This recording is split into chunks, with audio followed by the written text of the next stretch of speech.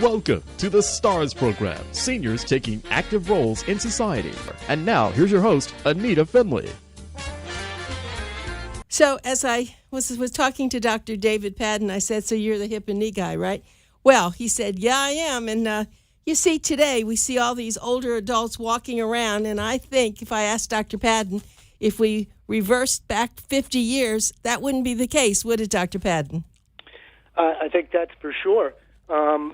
50 years ago is about 50 to 60 years ago is about the starting point when total joint replacement, hip and knee, even first became an idea in people's minds.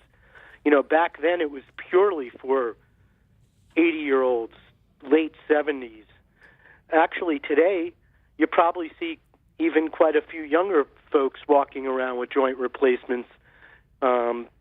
Since today the implants and our techniques have gotten so much better, we're able to adopt this technology and use these surgical procedures on an ever-increasing population. So tell us really what you're talking about. What are these procedures that have been so revolutionary? Sure. As you know, arthritis is a pretty ubiquitous term, meaning it's a global term. It means the joint, whatever joint you're talking about, has worn out. You can't get arthritis in the middle of your forearm. You can only get it at your wrist, your fingers, where you move. When the cartilage wears out, it produces a whole host of other problems, including pain, stiffness, diminishing activity level, just a total disruption of your life.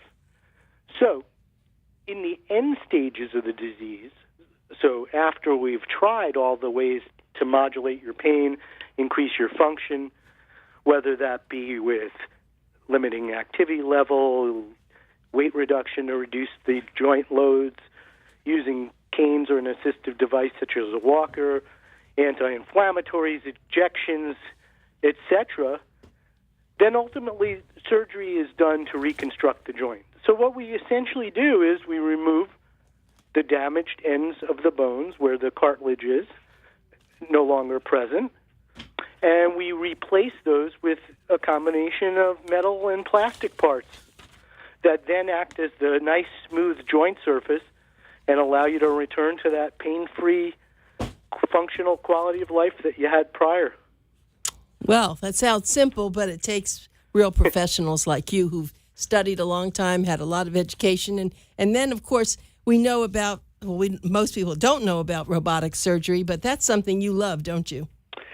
Yeah, I think fortunately here in South Florida, we're some of the luckier folks.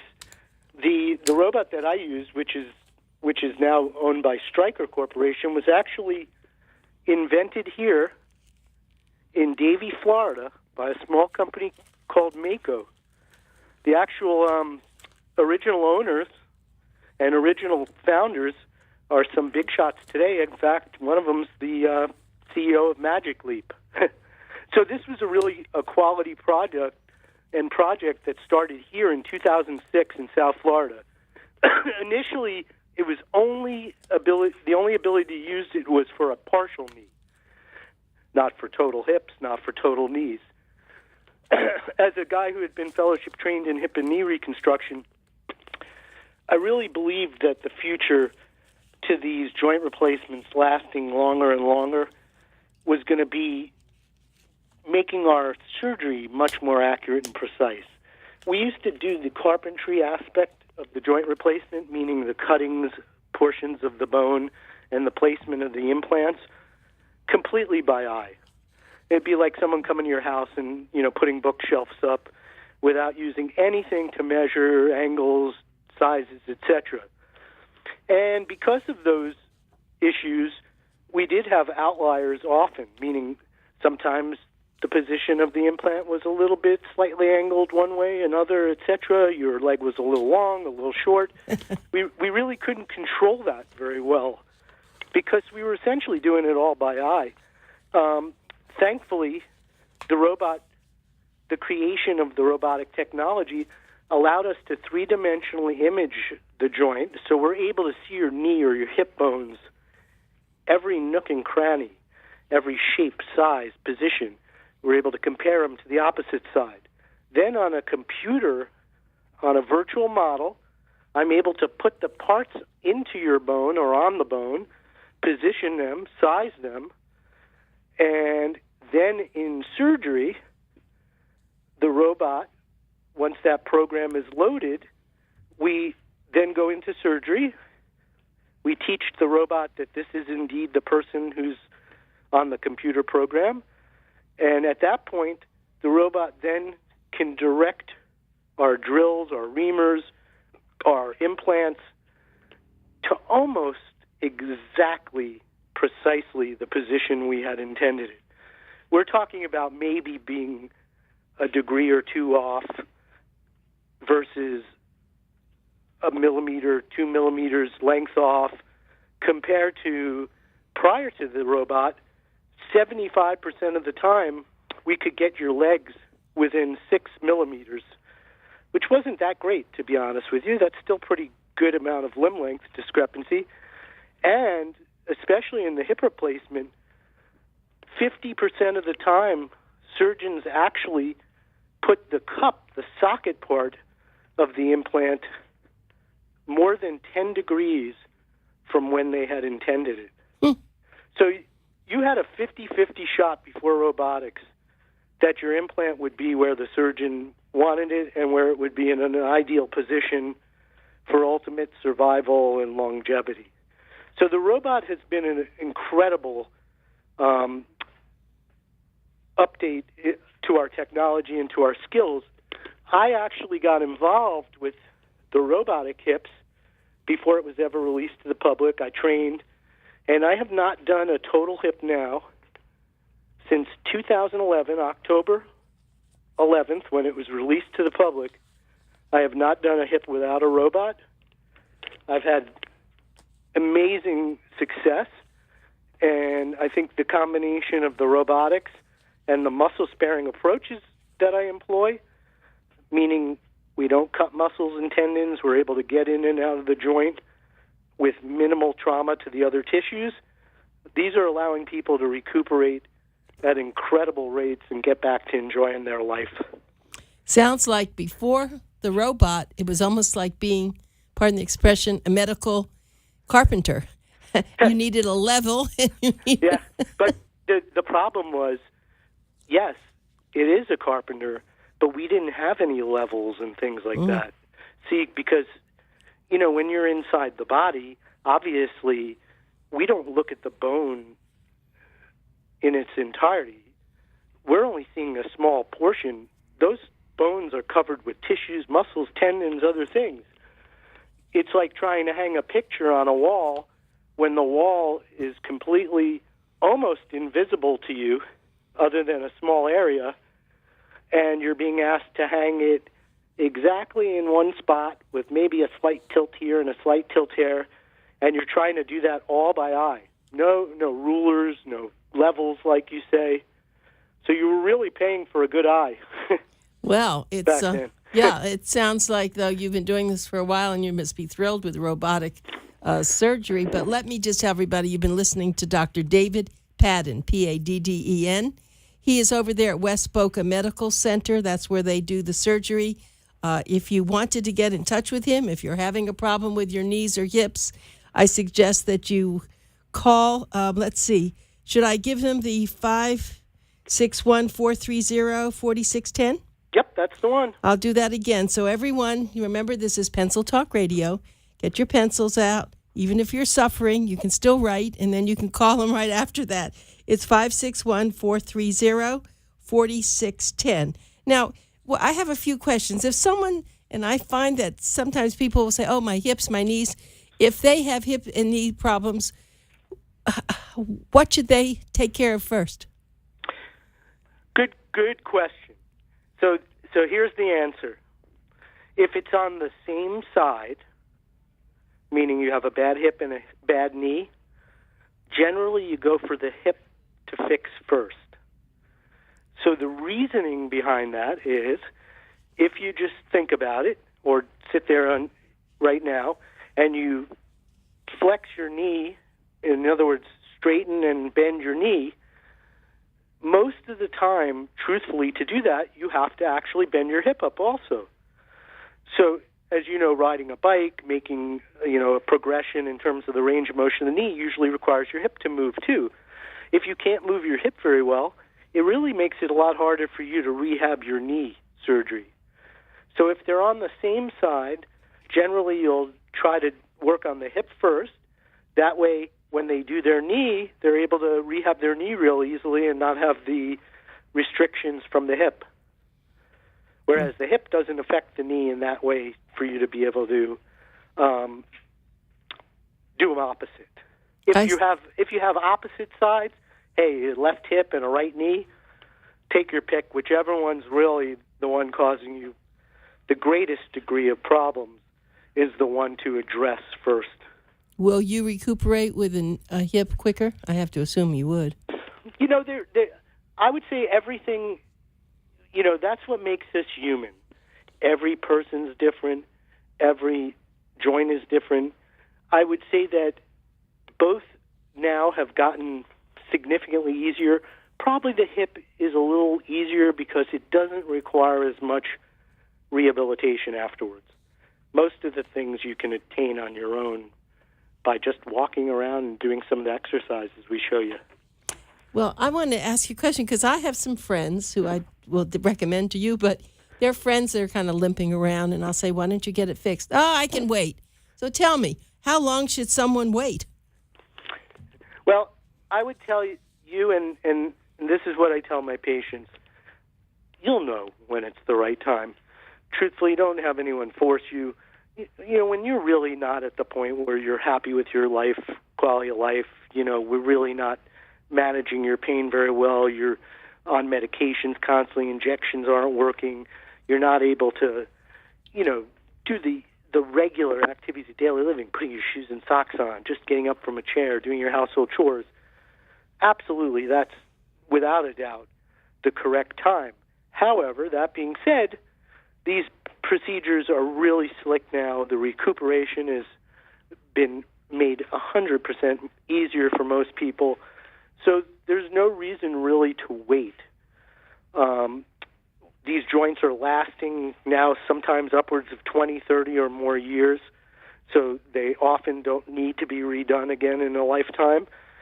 And really the idea is to keep people functioning, to keep their quality health and maintenance of their regimens by keeping them ambulating and allowing them to keep promoting their health with motion and exercise, etc. And obviously, that's very difficult when you can't move very well. Well, when when people are like that, of course, then they have to decide that they're going to have it. So, what do you want people to do ahead of time? Do you want them to stop exercising? What do you say? So someone's getting prepared for this surgery. What is your advice? Yeah, it's sort of a double-edged sword. So, I tell people to pretty much continue to maintain their lifestyle. I do not want you to be sitting in a bed all day. I don't want you to become grossly decompensated. However, that being said, look, a worn-out joint is like a worn-out brake on a car. If you try using the brake more and slamming on it harder and pressing it more, it just makes more squeaking and the brake gets worn out more. And that's sort of the analogy to humans, too. If you try to really intensely do a lot of rehab beforehand, very often you hurt the patient because their joint's worn, and that increased motion and impact actually produces more and more pain and soreness, which has the opposite effect. Some people may use a short course of a week or two of some exercises just to get somebody familiar with what they're going to be doing post-operatively. But certainly, for most people, it's just trying to maintain a healthy lifestyle. If you can quit smoking, if you can, get some of your weight down prior to surgery to reduce some of the post-surgical and surgical risks, those are all positives. Yes, and so we are listening to a very, very smart orthopedic surgeon. His name is David Padden, Padden. He practices in Boca Raton, and his surgery is done at West Boca Medical Center. And if you would like to make that call, for an appointment, I'll give you his number. Remember, Pencil Talk Radio. Write this down. It's 561-430-4610. Now, I have to assume that the hospital, West Boca Medical Center, is very fortunate to have a robotic, I don't call it instrument, I guess the robotic, what do you call it, a robotic... A robot. A robot, okay, a robot. Yes, because they're pretty expensive, aren't they? Absolutely. I think that people can pretty much understand that if you make a commitment to buy something that costs $1.5 million, you don't get paid any more for using a robot or not using a robot.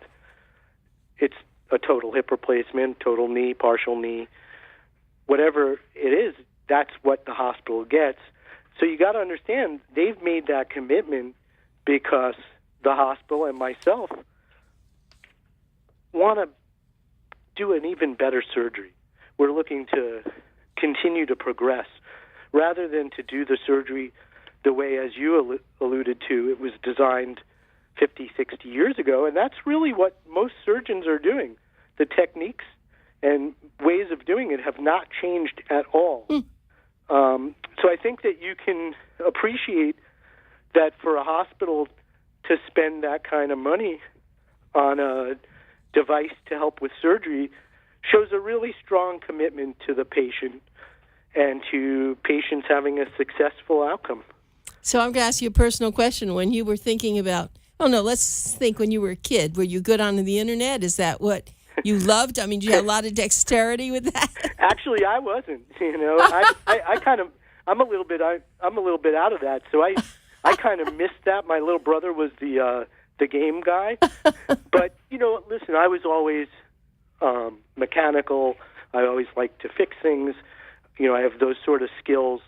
I obviously also am very, very much into the science and the engineering and the technology that allows us to do these things with robotics and have been for a long time. And I think that for those doctors or people who say, why do you need a robot?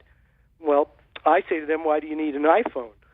Oh, that's a good response. Yeah, that's right. This is 2018. Yeah. We have much more complex and accurate, precise means, faster ways of performing functions. And I think that's true in surgery today, too. So I think that robotics was a natural extension. I think if you look at the world today, manufacturing, other things that require significant precision and accuracy in their design, composition, and construction are performed with robots today, whether it be your automobile or circuitry, other things are designed with robotic technology. Right, but you have to have someone that's as professional and experienced as you working those levers. I want people to know this isn't a robot that you say, okay, Hal, go do this. Right. It's a tool. So I'm the one who is still designing and positioning the implants on the models. The robot doesn't just go in and actually do the surgery. So imagine if you had a drill at home and you needed to drill into your wall, and I said to you, drill 40 degrees in the down position with your hand, 10 degrees towards the left, and go exactly 8.2 millimeters and stop. I would submit to you that would be pretty hard by eye. So the robot essentially is an arm that's attached to my drill. And so when I go to put that drill against the wall, I would then, in surgery, I'm actually looking at a screen, a monitor, and that monitor shows me exactly every angle I'm in and positions, etc. And then imagine when we're cutting or removing the bone color appears green, and as we start to cut it, when it becomes white, we're all finished. There's also numbers that are shown to us. However, the beauty of this is it's like GPS on steroids. So not only does it show you where you're going, and if you're starting to go off course, it'll warn you. But here's the kicker.